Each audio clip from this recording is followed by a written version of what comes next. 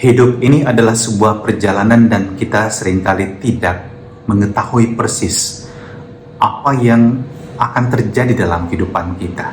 Siapa yang kita jumpai dan bagaimana sejarah hidup kita akan bergulir.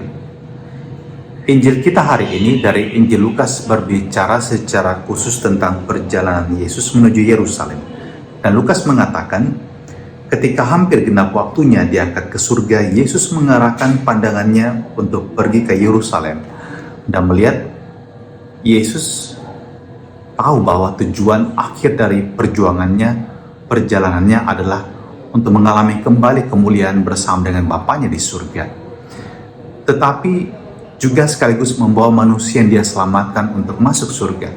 Dan keselamatan itu dialami melalui penderitaan di Yerusalem.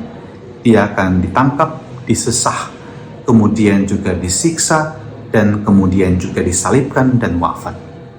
Anda bisa melihat perjalanan hidup Yesus tidak selalu berjalan dengan baik dan mulus sampai kepada tujuan akhirnya. Bahkan dia harus melampaui pengalaman hidup yang sangat berat hingga wafat di salib. Dan Injil kita hari ini bahkan bercerita mengenai perjalanan singkat atau bagian dalam perjalanan Yesus tersebut menuju ke Yerusalem, di mana dia ditolak oleh orang-orang Samaria. Dan kita tahu bahwa orang-orang Yahudi yang konservatif menolak orang-orang Samaria dan membenci mereka karena menganggap bahwa mereka bukan lagi bagian dari bangsa mereka karena telah menikah dengan bangsa-bangsa di sekitar mereka dan telah mengikuti juga penyembahan berhala. Mereka bukan orang Yahudi asli lagi. Dan orang-orang Samaria membalasnya dengan kebencian yang sama kepada orang-orang Yahudi. Dan itu sebabnya juga dikatakan dalam Injil mereka menolak Yesus.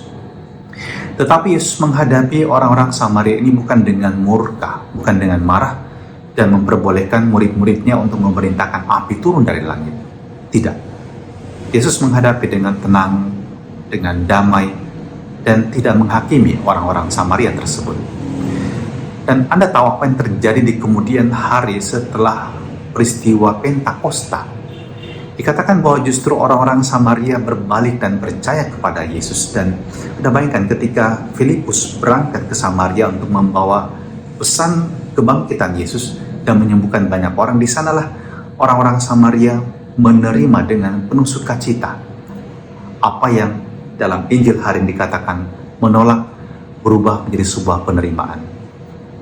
Demikianlah hidup kita, kadang-kadang merupakan sebuah misteri. Anda berjumpa dengan orang tertentu, Anda mengalami peristiwa tertentu, dan Anda kadang-kadang tidak tahu ini harus kemana.